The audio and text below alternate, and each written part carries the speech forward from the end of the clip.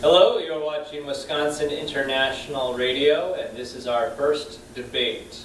Tonight's issue is economics and the minimum wage. I'm joined here today. Everyone, you can go take turns saying your name. Hi, I'm Mike Dickman.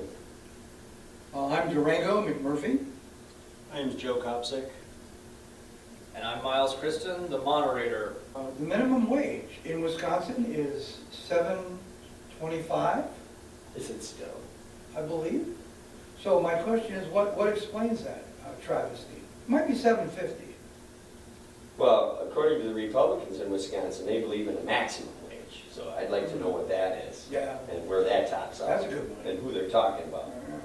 But I'm assuming that means no limits for the people at the top, but that's all based on the fact that we keep everybody else at a wage that's not livable. Yeah. Well, I did a little research. The minimum wage, there was no minimum wage before like 1938, when it was installed as 25 cents an hour and not linked to inflation. So if inflation went up, that doesn't necessarily mean your salary went up. And you had to have the entire Congress and the president approve a 25-cent raise. So since that time, there's been incremental increases of the minimum wage.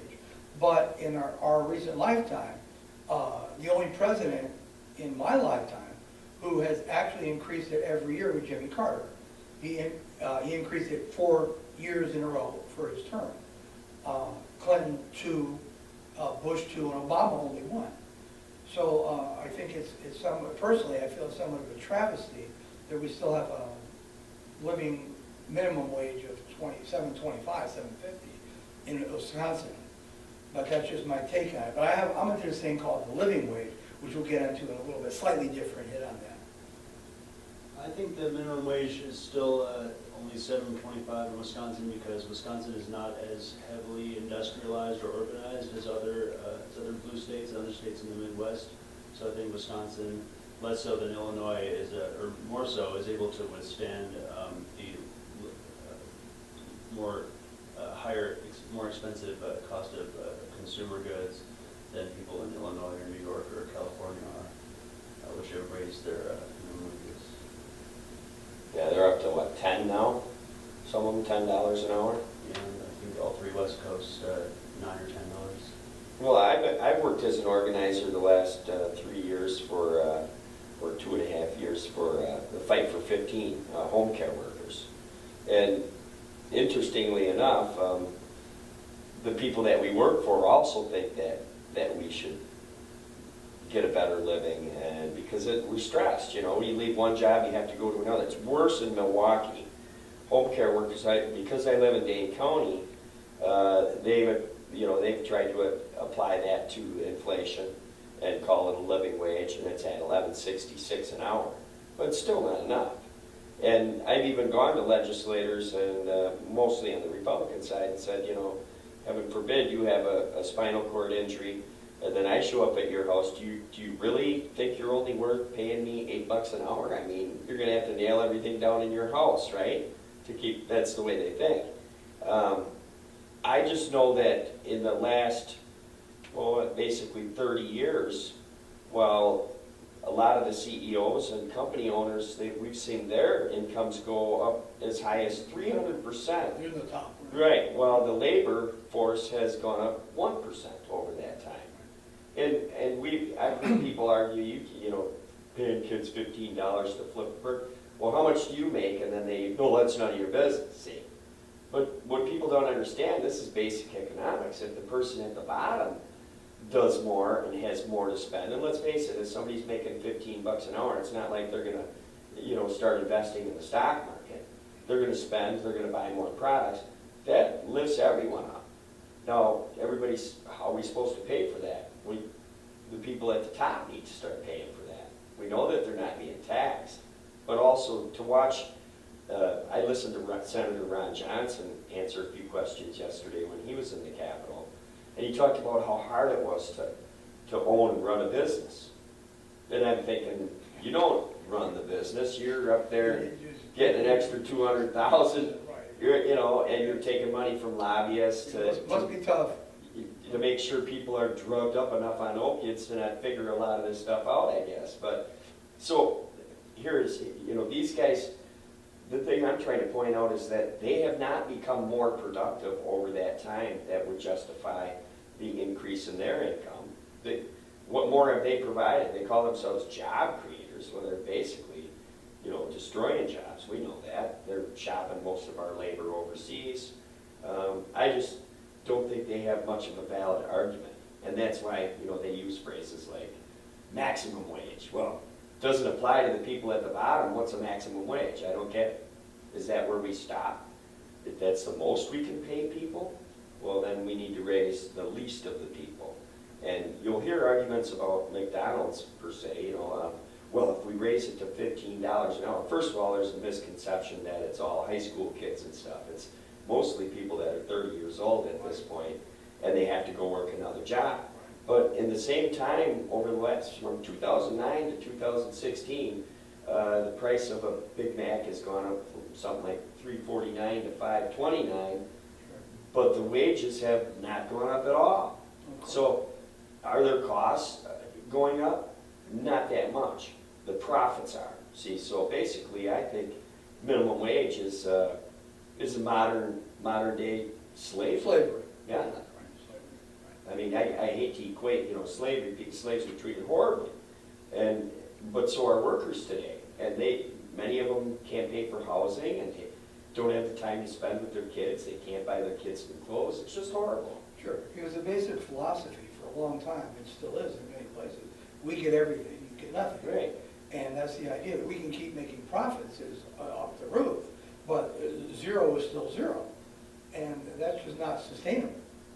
So therefore, there are people working on like the Fight for 15 or the thing, and this is one thing I wanted to bring up. I read, and this is a different approach to it, and I'd be curious to see what you fellows think about it. I read an article, there's a magazine called Cocoon, it's out of California, Berkeley, I believe. And there was a rabbi who wrote an article called The Living Wage. And this is a different model, a different approach. And I thought it was interesting. I mean, it's, so just see what you guys saying. But he said, the problem is, let's say you're talking about $15 an hour. For Walmart, no problem. They're making money head over fist. Right. Trump Towers, they're making money over fist. For Joe's Coffee Shop in Madison, Wisconsin, who has one employee, that's a problem, because he's not making that money. So he has to lay people off, he has to raise his prices, so it's kind of hurting the smaller businesses, and it's not really affecting the corporate structure pretty much at all, because a lot of them cry the blues and, oh, can't pay it. We're making billions, but we can't pay that much money. What they mean is, well, we don't want to take that out of our own pocket and put it into yours. So what the rabbi came up with, he said, here's his plan. There's a computer algorithm, I believe it's at MIT, I'm pretty sure of that can establish a living wage for a given community. Mm-hmm.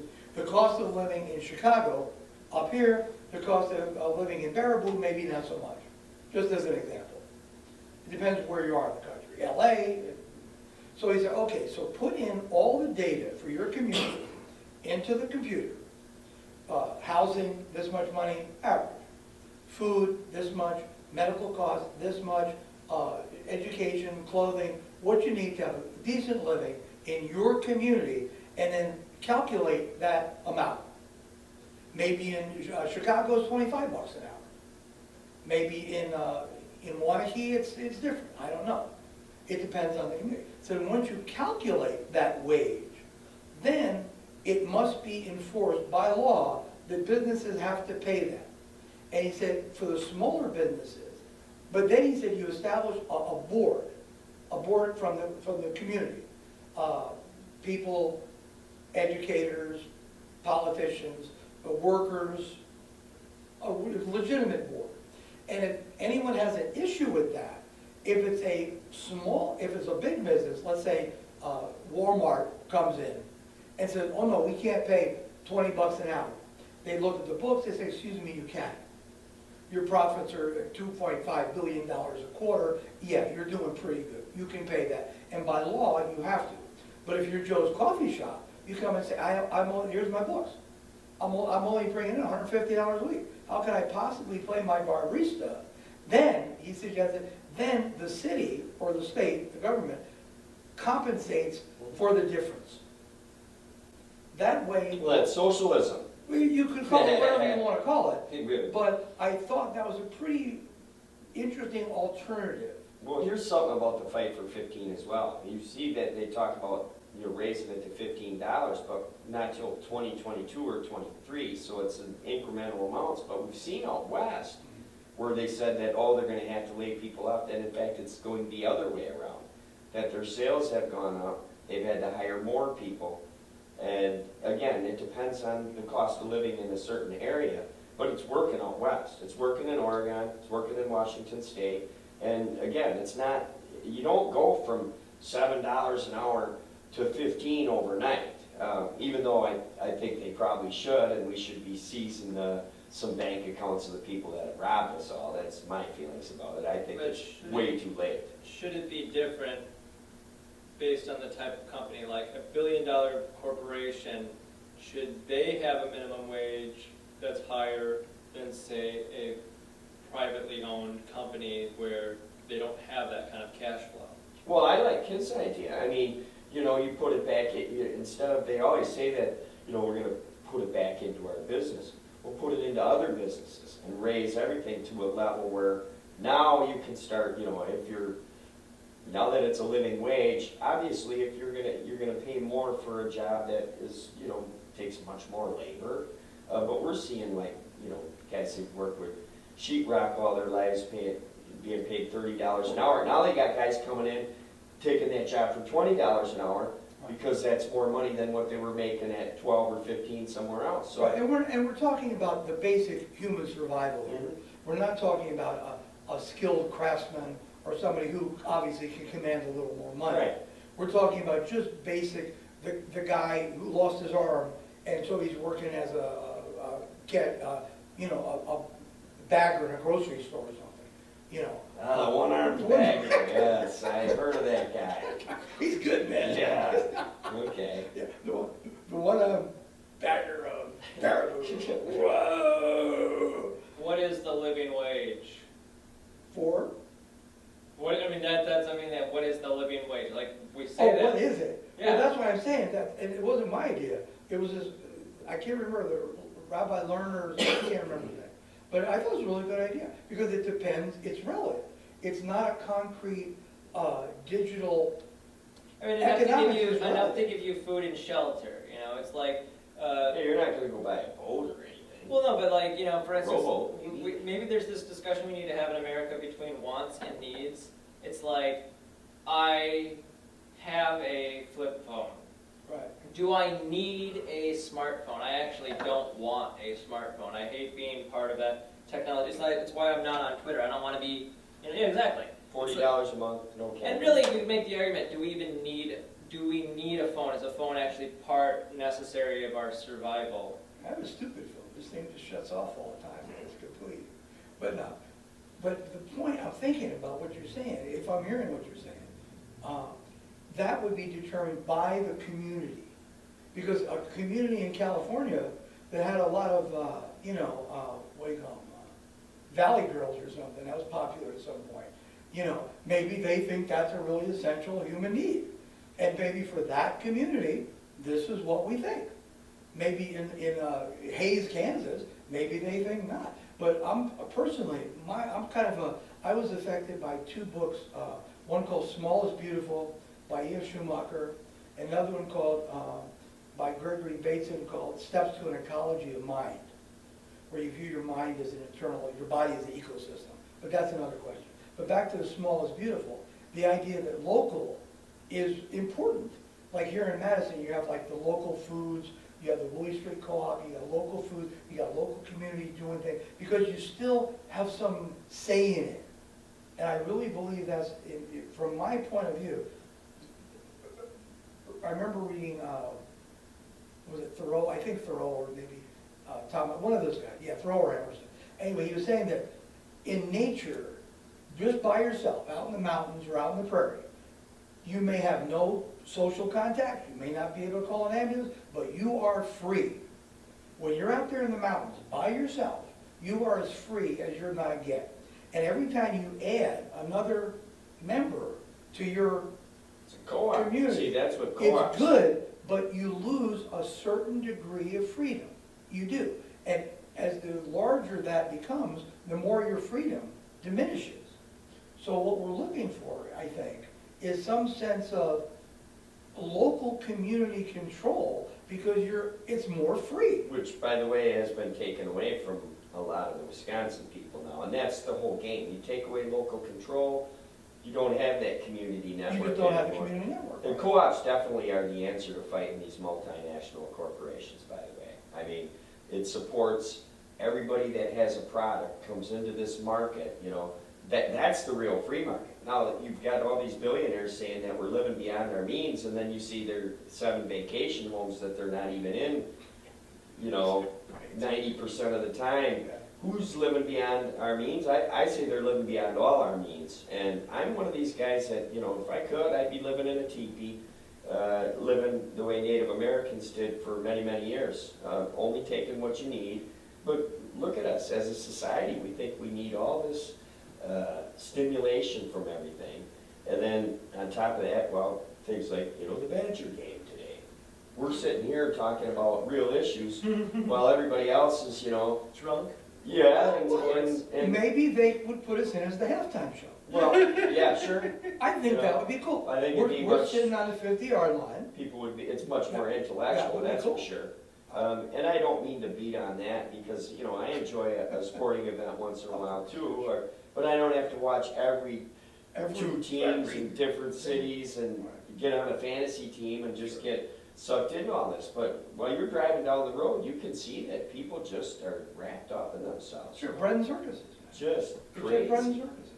It's like everybody, and not everybody, you don't want to say something like that, but there seems to be some sort of, originally, back when I was in the university, not here, I read some of Plato's works, and he talked about how the academy was originally a place for people to go away from society completely, where they could talk and think and discuss and try to solve the problems that were so afflicting their society. When you say Play-Doh, do you mean the kind that But had the they- attachments to right. squeeze up? Yeah, no, yeah, he used to make these little, like you squeeze the guy in his little ears and shit. It was cool, man.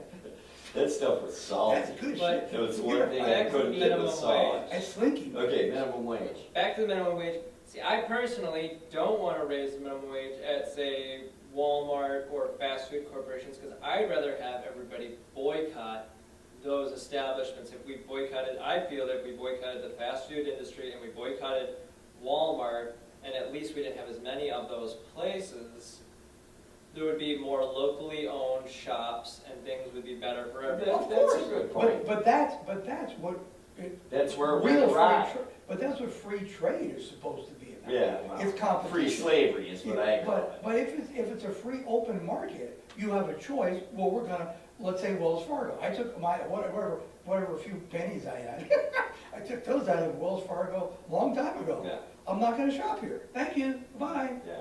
You know, but if it becomes a monopoly, which is what they want, I think, well, I believe that's what they're, when I was in New York one time, I went into the Federal Reserve building, right, just for no reason, I'm just walking around. And there's a huge mosaic of a monopoly board up on it. You're kidding me. That's what they have, and that's a monopoly board. Well, that's what's being done right And I now. said, okay, I get it, I see what's going on.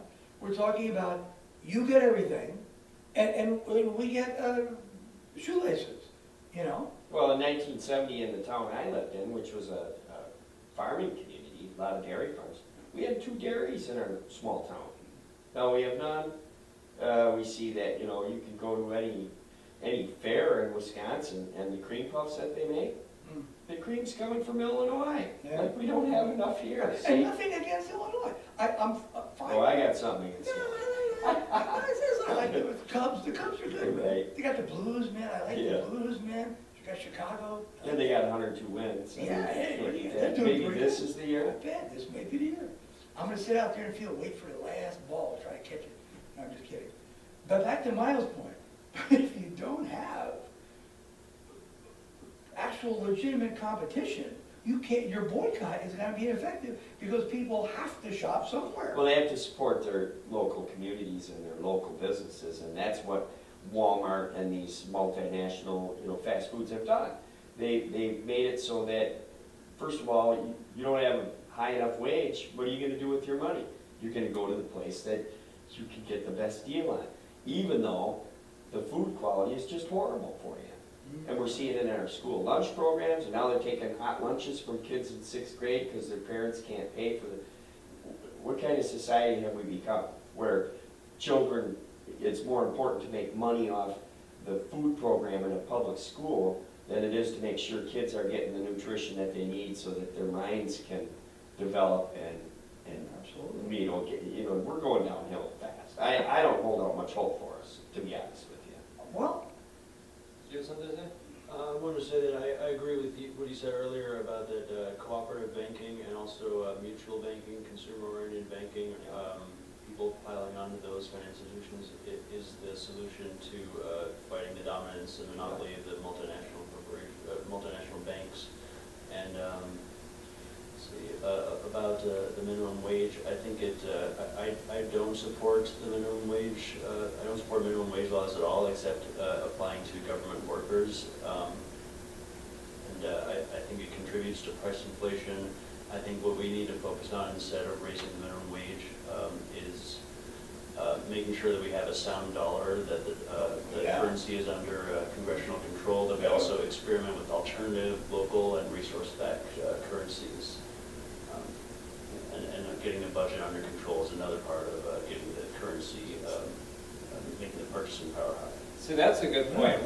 The resource-based economy, because like right now, do we have gold to back up our dollars? Hell No no. way. No, we haven't ever. we have hot very air long to time. back up our dollar. Yeah, but now imagine if there was some sort of cooperation, voluntary cooperation, a voluntary agreement between farmers and the government, where the government's able to be like, okay, we have this dollar, and it's backed up by 3 million cows, $100 million worth of corn, $400 million worth of poultry, and I mean, imagine if the resources on a farm were what backed up our dollar, and we actually had a really awesome network where farmers are making good money, we're producing good food, not this like Monsanto and Land O'Lakes controls all the farming, Well, I think instead of calling it a minimum wage, I think it should be called a living wage, based on,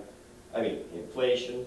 If your rent is, $700 a month, and you're only making $7 an hour, so you work 40 hours, well, your check is supposed to be, your check should be what your rent is each week. At least. Right, so if your rent is $600, you should be making $600 a week. Otherwise, you cannot, sustain a family. Someone that's got 4 kids, look at the quality of life that people live now.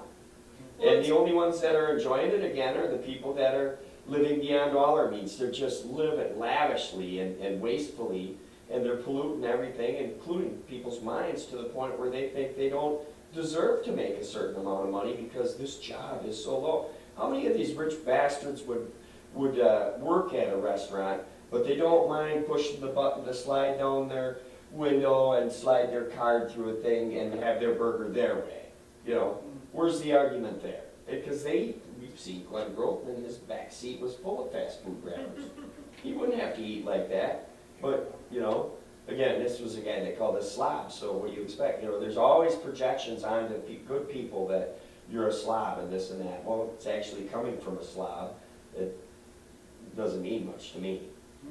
But I think you have a strong point. I'm a big fan of just changing the currency Yeah. completely. Because it's a fraud. It's like in 1776, they. Were you around then? I was. I thought so. Yeah, I was. I've seen pictures, I was. yeah. I was hiding in the woods. I'm a little elf. It is literally a fraud. It's the Federal Reserve Accounting Unit Dollar, FRAUD. Right, it's a fraud. Well, It's look a at that. It's a They complete charge you money fraud. to use your own Sure. money. The the which problem. is ridiculous. Yeah, the problem with it is, it's a sophisticated fraud. And not that there is such a thing as an average person, I don't buy that. But people on the street, they have no clue. Oh, we're using money to pay, we have no idea that they're being hustled to such an extent. And the colors on the bills are the same as the colors on the Monopoly money. Yeah, absolutely.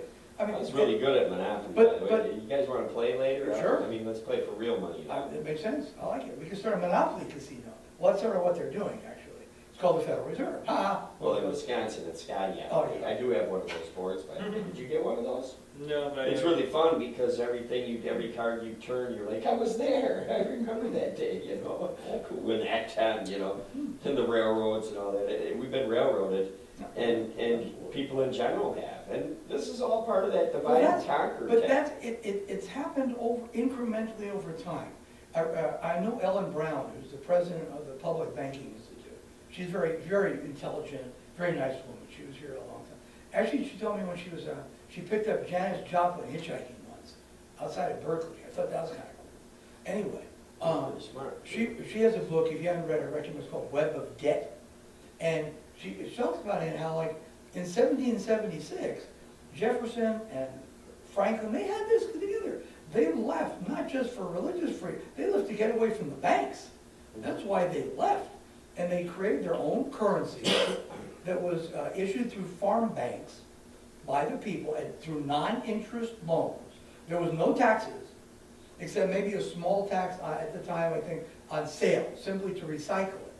But it was issued by the people, which is why in the Constitution, I'm sure you know this, the Constitution says only the Congress has the power to create money. And that money, to be legal tender, must be, to Miles' point, backed by gold and silver. And the currency we have today is simply not. And people don't understand what a Ponzi scheme is. They just don't get that. So what I try to tell people is like, think of it like you're a hunter, and you're hunting a deer. You shoot the deer has value because it's tangible, or gold has value. But the deer is heavy. Gold is incredibly heavy. When they used to transport gold through the Silk Road, or from Turkey down to the Persian Gulf, they would start using boats because it was too heavy for the camels. So it's heavy, so they began using paper receipts. But if that paper doesn't represent that deer, you're just up Schitt's Creek. You just got a sheet of paper. It has to have something to nail it, to keep it from hyperinflating, which is what happened in Germany in 1920, what year that was, 23, hyperinflation took place. And most people don't know, the same banker, Paul Warburg, who was the German banker who was instrumental in creating the German system that led to hyperinflation, and Hitler was the founder, one of the founders of the Federal Reserve. I think we should back the dollar with things like tomato and eggs and Yeah, or like, things that are, I can't eat gold or silver. no, you can't. Yeah. Well, there's, yeah, or something, I thought some sort of solar energy or some sort of energy credits or something. Because the sun is, everybody has access to it. I'm not sure of the logistics of how that would work.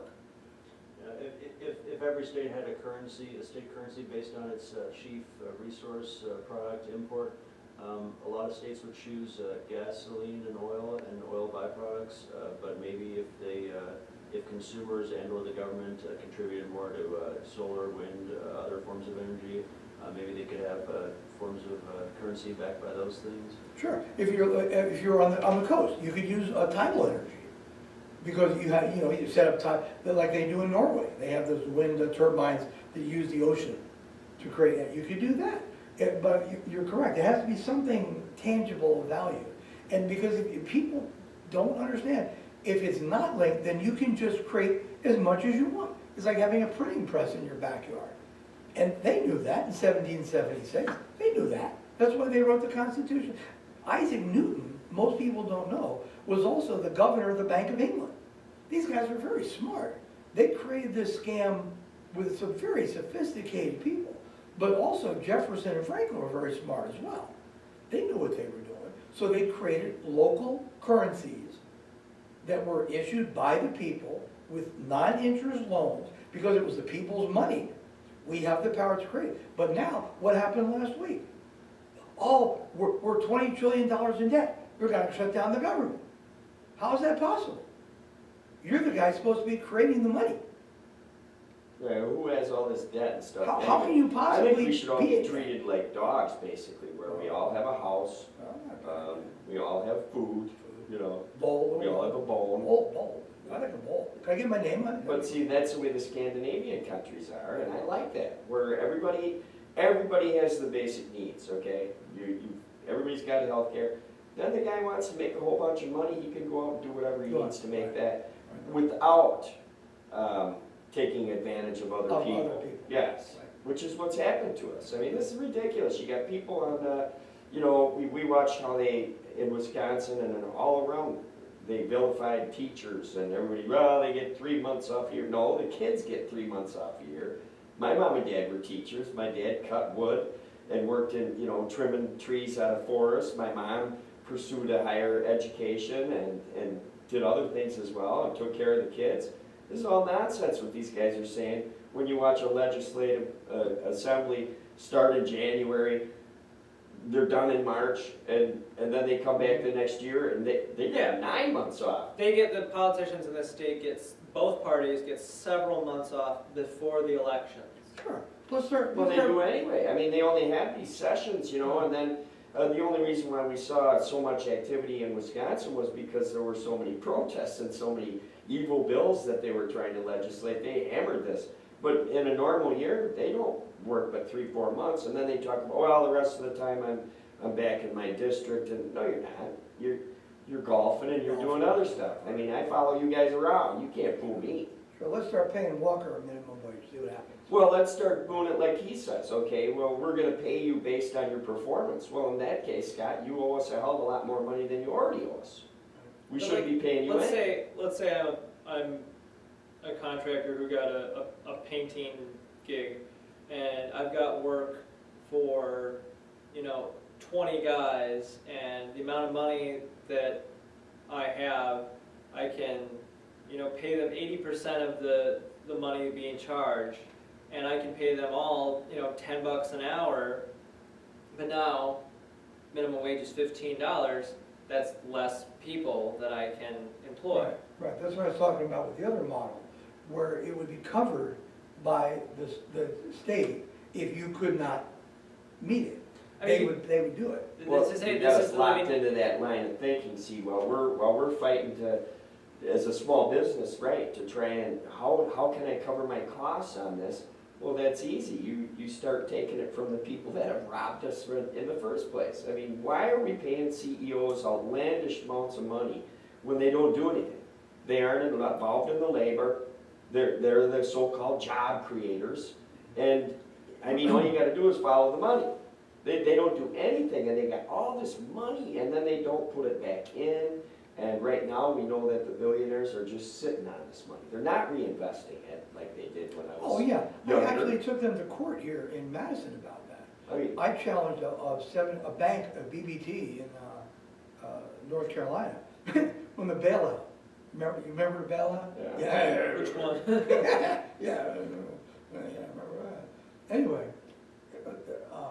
I had a card with this bank in North Carolina at the time. About, I owed $10,000 or something like that. Okay, so they did the bailout, and the bank took the money, and CEO even said this. They took something like, I don't know, $3.2 billion or something, that was given to that particular bank. That was a minor player. We're not talking about Bank of America or Chase. We're talking about a small regional bank in North Carolina, right? But anyway, the guy, this CEO, he came out and said, we didn't create jobs. We just bought smaller banks. created wealth for themselves. is what they've done. We just created, and I said, well, hold on a minute, wait, hang on, football. I said, wait a minute. I said, well, I calculated, and with the bailout money, it comes down to every citizen owes about $10,000, $12,000. Right. Something like that, if you take the whole. And I said, well, okay, hold on. I owe you $10,000. You just borrowed $10,000 me. When am I getting my money back? You're not. And I said, well, They so borrowed, they stole it. I declared a moratorium on payment, right? And And I said, I'll pay you back. I'm not saying I'm not gonna pay it. I'm not welching on it. I'll pay you back. When you pay me back, when am I getting my money back? Right? The ones that cost And us. I took it to court here, and I got it all the way to trial.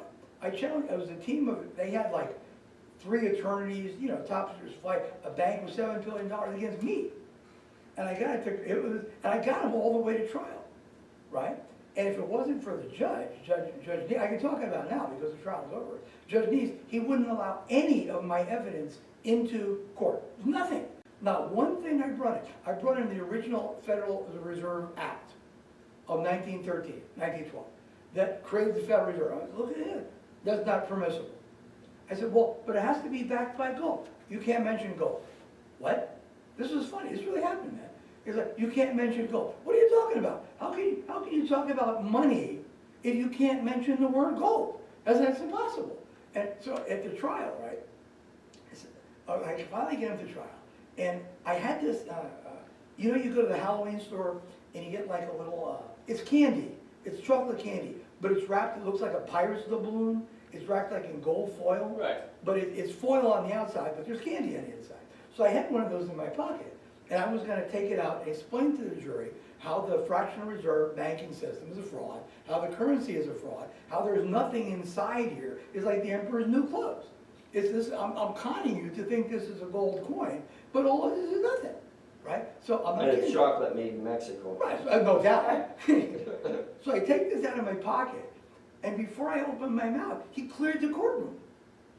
He wouldn't even let me say anything. He took him out of the room. He said, I said, you can't mention that.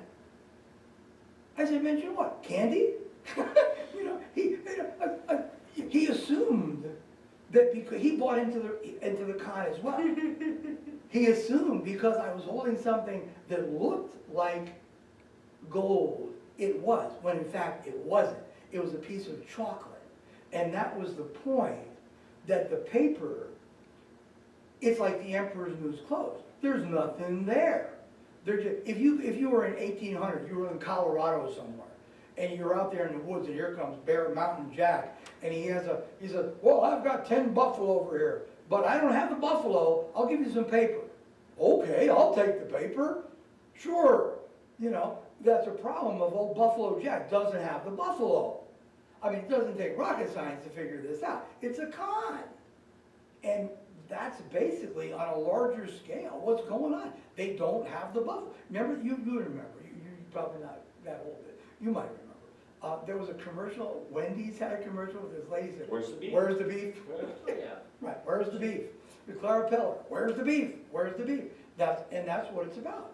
You know, if you don't address it Scraping from... it up off the floor right now, there's your beef. Right, what this gentleman is talking about, a corrupt currency and banking system will filter down, creating all these problems on the local level. You know, they're trickled down. Ronald Reagan, that guy, man, what was his job? Well, you know what, that's a great time to cut in, because before Ronald Reagan became the president, if you worked at a factory, say, and it was like 1979, 1980, where I'm working, I'm providing this owner the labor, we're selling the product, and the owners made 30 times what the average wage was. So once again, why did they go up to 300 times while the workers stayed at 1%? And in fact, our productivity has gone up over the years. But where's the factories? Because I mean, that's the thing, is like, you know, I'm gonna put you guys in one generation and me and Joe in a different generation. Like, Right. you have a better memory. Well, the factories are gone. When you They're were gone. younger, there were still some factories. He and I have not grown up with factories. I mean, Oh, they were big time in the 80s. I mean, You know. and this is, the Industrial Revolution, was how this all came about. But now it's like they're using that in other countries, and they're using the labor there and huger profits because people get paid even less than we do. And that's what the globalist bankers do. They move the factories around, they milk it for all they can get, and then they move it somewhere else. Super Okay, Walmarts. okay, wait a minute, we move it to China. Oh, well, the Chinese laborers want now? Oh, well, now we're gonna move it over to Venezuela. Yeah. Oh, the Venezuelan workers are complaining? Let's move it over here. Right. And they keep moving it, and they keep threatening them Like, I think something like that happened in Wisconsin. I wasn't sure what the story was with a company that manufactured bolts or something. Mercury. Yeah, Yeah, Mercury or something. Yeah, we were just talking about it. There's, Yeah, oh, unless yesterday. you give us this and this and this and this. Right, we're leaving. We're leaving. It's blackmail. Who are they kidding, man? Oh, here's a good issue to bring up, because it's taxpayer dollars. Okay, we took something around, was it 250, 300 million out of the university system in 1 year, and then months later, both parties, both Democrat and Republican, voted to give that money directly to the owner of the Bucks. But there's going to be $15 minimum wage employees there, and so some of the $15 an hour activists of Milwaukee are acting like it's a victory. It's like, oh, Right. we got this Bucks stadium and everyone's getting $15 an hour, and it's like, you just took hundreds of millions of dollars out of the university system. This is not, to me, this is not a victory. Well, not only that, the Menominee tried. Offer to pay for it. Pay for it all by putting in a casino, which let's face it, Yeah, I'm not, right. huge on putting casinos But- everywhere, but, but- if somebody's going to put that in and create those jobs and save the taxpayers all this money by building the stadium, and they turned it down. Yeah, that's not a fiscal conservative, because No. I mean, if from an actual, in my opinion, from a fiscal. That's a college dropout.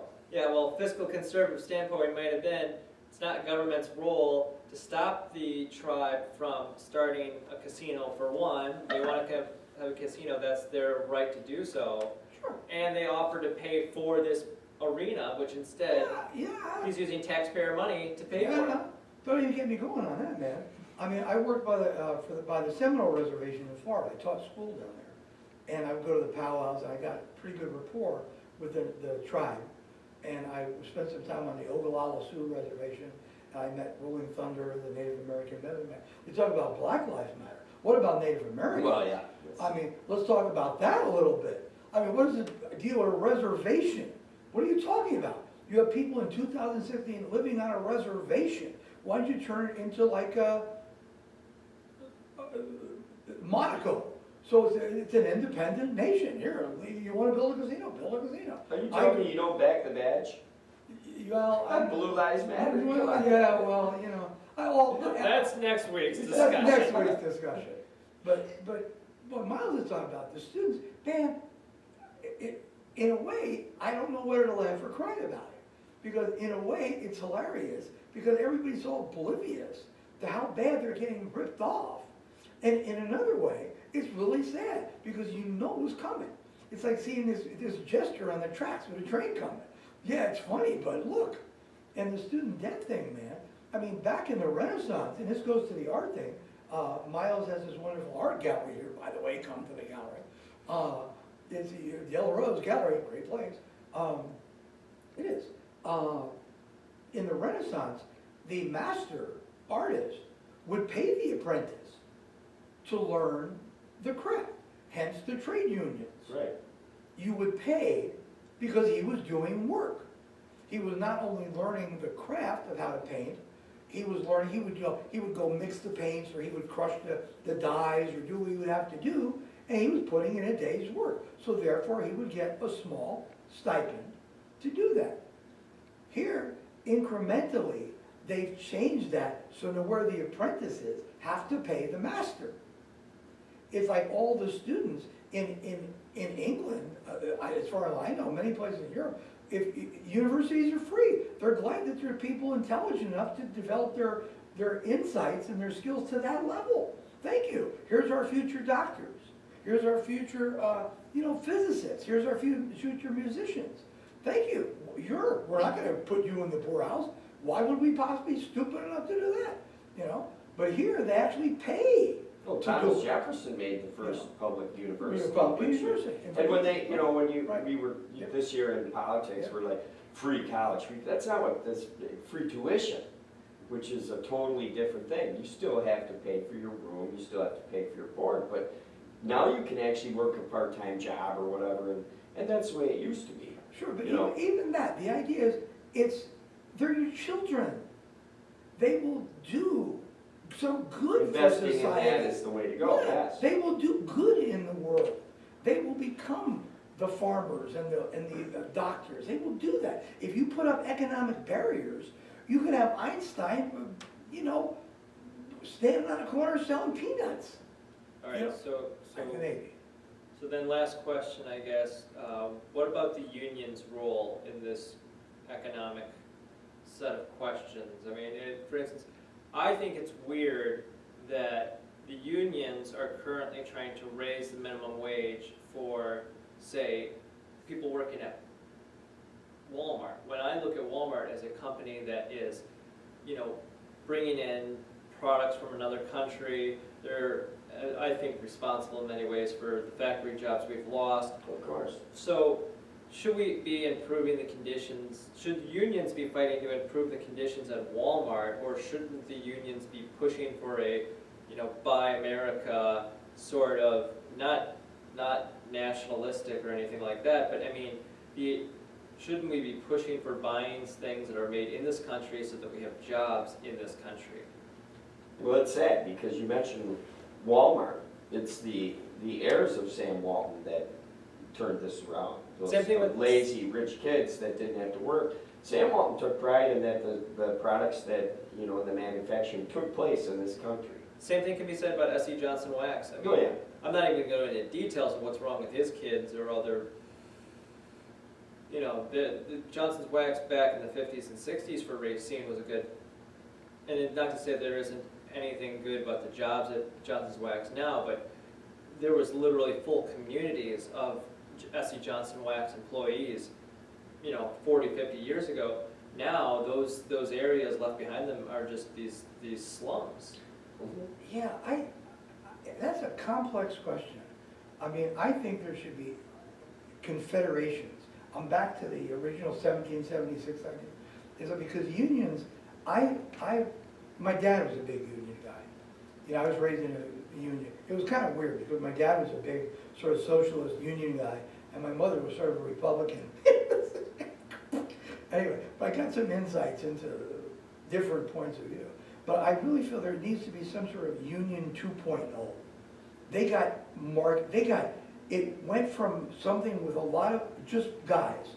Hey, we're getting screwed. We got to buy our money at the company store. We're coal miners. We're working in Colorado. Our children are starving. They're starving us. Let's unionize, get together, and fight this. Right. Which is, I think, anybody would consider reasonable. And it turned over the years into something that was, at least in the public, at least the leadership, in many That's cases. where you hit it right. At on least the the head. leadership. The in many leadership in cases. our unions right now At least is the leadership. horrible. Where it became Yeah. as corrupt as the bosses. Yeah, I mean, There's no it's become in many ways like these unions tend to only support one of two political parties. You've got the police unions support Donald Trump, and almost all of these different variants. Some have not endorsed either. In fact, some did go for third-party candidates like Gary Johnson even. But the majority of all the unions, it seems like, is all Hillary, Hillary, Hillary. Right. When the Clintons brought us NAFTA and various Of course, trade right, deals. Of course, right. So yeah, I mean, Right, and I think that really strongly happened back in '68 at the Democratic Convention, when all that was going on in Chicago, out on the streets. And that's what was going on inside, that everybody could see that the unions were selling out completely, And there was a lot of times where, on the surface, it was like, at that time, it was like the hard hats against the hippies. But then as time went by, they began, I think, to see that maybe they weren't on so much different points of view here. So for me, the union, whatever that is, needs to rebrand itself. It needs to have a more legitimate, lower base, cooperative approach, a more mindful 2.0. We're not going to go that route. Meditate. The unions were destroyed through trickle-down economics. Okay, so the answer to Pretty much. that then, and to the unions again, which, for us, 40-hour work week, got us our health care, it brought up the quality of life. It's obviously trickle-up economics, which is what I talk about with that low wage when you raise it to 15. That money goes into, it's Econ 101. You can talk to anybody that's not interested in making this a political argument, that has an economic mind, that knows how this model works. And they'll tell you straight up, this is insane. That Econ 101 teaches us that when the people at the bottom have more purchasing power, everybody does Right. better. Which brings up to something that's been running in and out of my mind like a little jackrabbit for years. What's up, Doc? This guy. Where'd you find this guy? Anyway. In the rotunda, the first Yeah. day of the protest, we ran into each other. Yeah. Anyway, what the hell am I talking about? Jackrabbits? I know what I'm talking about. Okay, I got it. It came back to me. Okay, we've got all these, we have like Los Alamos. If we want to create a nuclear bomb, boy, we can have a think tank for that. Mhm. You know, well, what about a labor think tank?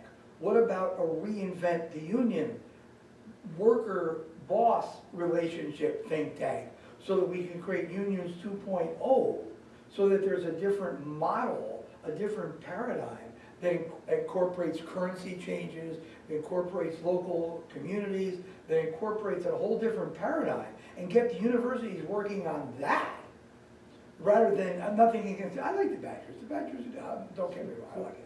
But get them working on that, not just technology. It's not just necessarily the next technology is gonna save your ass. Well, unless you happen to be driving in front of some guy who's doing this, and it's not so much, you know? So I'm all big on trying to create an intellectual think tank for social issues, which we don't seem to have. I have a few ideas about what to do with the unions, at least on a federal level. I think we need to amend or repeal the Wagner Act and the Taft-Hartley Act, which are 80-year-old federal labor laws that essentially put the right to strike under the review of government labor board. And I fear that Republicans would make that difficult if and when a Republican controls the government. Right. And Which we're so, and repealing the Taft-Hartley Act would allow unions to have wildcat strikes and sympathy strikes. And also, I think it's the free rider problem that is caused by the Wagner Act, the National Labor Relations Act of 1933, I think. The free rider problem is caused by that law. And I think if we amend or repeal the Wagner Act, we will have more of a variety of unions. We will have multiple unions at one workplace become more common, which is called dual and minority unionism.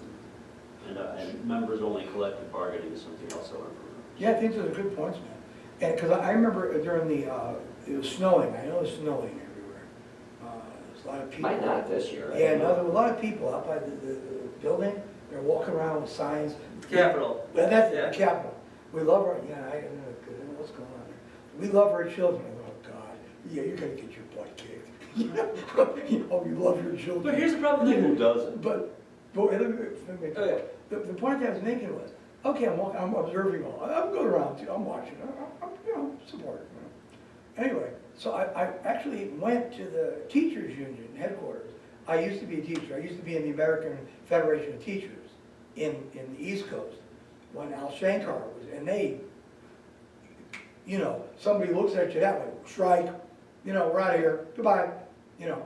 And then I moved to Georgia, where I was in the National Education Association.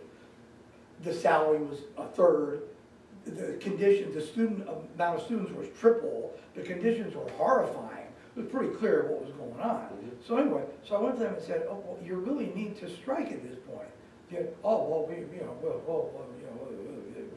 we can't. and that's where, And I went to the truckers and said, you guys are gonna have to strike. Oh, no, we're gonna recall. I said, well, what you're gonna recall is how poor you are. That's what you're gonna recall. What you're gonna recall is how you just lost 100 years of work and effort to create what you have. That's what you're gonna recall, is how stupid you are. No offense.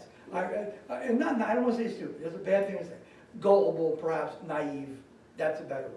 I don't mean to say that, that's just not correct to say. But perhaps naive is better. so it seems like that we took collective bargaining rights, we got collective bargaining rights, and we gave up our ability to strike. Right.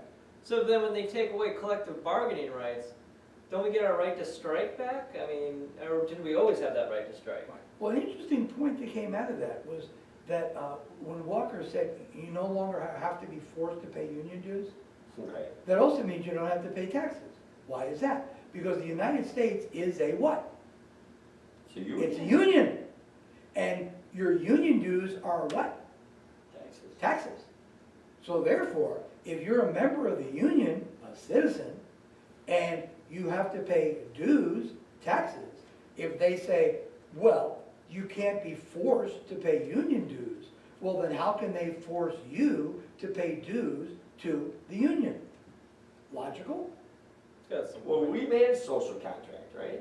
And should be, which is to tax me, because yes, I think the roads need to be fixed. That's all gone. But that's why I'm talking about the intellectual think tank. Taxes are only, it goes back to, well, it goes back to Egypt, for God's sake, and the pyramids. But it goes back to when you only had a finite amount of gold. And if you were issuing that gold, and you, or the king or somebody, and you gave it to the people, you had to get it back. Because it was finite. You only had so much gold. And if I have 10 gold pieces, and I give you one, I have to tax it back. But we can restructure currency so that it could somehow be recycled into the community just through spending in some way, so it wouldn't have to be taxed. You could eliminate taxes completely. I just don't have the model figured out in my head, how that exactly would work. But that's something I think that should be addressed. I don't think they're necessary. I think they're only addressed, it's like, it goes back to when, if I have this cup, and I won't give it to you, well, I have no choice but to take it back physically. Here, let me give you a paper. Thank you. about that. That- So if we can I want recycle out. this, if we can somehow recycle it into, like a compost or something, just recycle it back into the economy without the necessity of a club or a stick or a gun, I think we create a much better ecologically sustainable community. A voluntary system? Not, yeah, it has to be voluntary in the sense that, and this is where the anarchist in me jumps out. And I don't like labels, because once you say socialist, anarchist, everybody goes, oh, I got this pigeonhole. It's not that simple. But the idea of people pretty much don't need to be forced to stop at a stop sign. They pretty much get it, that if I don't stop here, I'm gonna die. When's the last time you drove? Oh, just, I don't drive, no. Yeah, because they don't stop anymore. They don't In stop. fact, the lady that was in line to become the Madison Police Chief, Yeah. it turns out that who was injured seriously on her bike, Yeah, ran through a stop sign and into the side of a vehicle that was, you know, right, had the right of way. right. But People that, just but do that not was, pay. I assume that was just, it wasn't There are conscious. suggestions. Right. Whenever I drive, that people, you know, the speed limit, the, you know, passing on the right instead of on the left, using your directionals. It's not even NASCAR rules. NASCAR's more stringent rules than the way people drive on the highway. But that brings up Miles' point, and that's a good point, that there historically, over the centuries, there has always been the club, you know, Or the whip, whatever or you want to or call it. whatever you want to call it. The trick is, but I think the best way I can figure it out is that's the advantage of small is beautiful. The local models, if the people in the community all pretty much agree this is a good idea, then it can be pretty much voluntarily. Or if you just make it somehow integral to the system, like oxygen, like breathing, it's not like you have to be forced to just recycle the air. It's just part of the system. As you spend your money in the store, somehow it will be recycled back into the money that you're getting on your farm bank loan, or, I don't know how that model works. That's where the students need to step up. And we've got students here at the university in economics, we've got students in the social sciences, we've got, let's go, let's get this happening. We can create a better, it's like a rocket ship, and it's not happening. I don't have all the answers. I'm just struggling to figure it out, man. I don't know. I just know that the people are no longer represented. I know that in for this, sure. in this system that we I know live that. in, and that's obvious when you got Sure. people, you know, supporting this politician, and again, they don't produce anything. You know, So- there's not, they don't produce food, they don't, you know, no textiles, and the people that labor and produce all that stuff, I guess these people just feel free to take it and use it as they want, while the rest of us play the game. Mm. All right, so in closing, In closing, I just to thank you guys, it's been fun. Yeah. entertaining, But- enjoyable, informative. Is Can I say it, something real quick? yes. I just wanted to throw in something about, you were talking about boycotts earlier, and I think it's important that consumers be able to boycott businesses that they don't think pay their workers well enough or don't have good quality products or Right. charge too much. Right. But I do think the only way to actually have effective boycotts is to remove 10 or 12 different kinds of institutional government-granted corporate privilege, and that's charters, limited liability protections, easy credit, low interest rates, tax credits, trade promotions, and the corporations get their charters and their limited liability protections from government, from the Secretary of State's office. So I think if necessary, that office should be abolished so no new corporations can be created. And then businesses will not, businesses that don't pay well will not be able to corner the market on labor and also force taxpayers to give them their money even if they're trying to boycott them. Yeah, you're talking about leveling the playing field, making it fair. Yeah. Get rid of monopolies? Yeah, it's a great goal. Yeah, we're too big to succeed at this point, So they always say too big, too big to fail, but it's actually, there we go again. We're so big that we can't succeed because the people at the top are so greedy and so selfish. And they're just continually trying to find more ways to devalue labor and people in general, dehumanize us all. We've heard it from not just Walker, but it's this divide and conquer thing where the people who do the least get the very most. And that And goes managers. way back to the Middle Ages. My experience at working in labor was that, once people become a manager, they get promoted. Now they manage to do nothing but tell you to do everything, When a good manager is actually there working with the people, training them, getting them to, Oh, yeah, that whole manager, that's one thing about like a lot of the co-ops like in Spain or something. It's actually the employees get to elect the manager. Right. And it's not this, it's almost like if you go into a corporate situation, it's almost like India. It's like a caste system. It's almost like so rigid. It's like, here's the manager that has this, he's the Raja, and here's the guy, they're all people. And they bring different talents and different abilities and all that, But as a humanism, and that's the thing Thomas Paine, going back to 1776, addressed in his essays on agrarian justice. That he was talking about in 1778, I think. He was saying, we're losing our inalienable rights, and property rights are being given precedent over our inalienable, our human rights, our rights to life, liberty, and pursuit of happiness, that cannot be voted away. I don't care who's in government. You can't vote this away. We have an inalienable right to breathe air, to water, to drink, to have maybe enough land to grow a garden on. It's a right because you exist on the earth. And it's been incrementally over the last 200 years. Just, no, you can't do that, you can't do that, you can't do that. This has been a presentation of Wisconsin International Radio.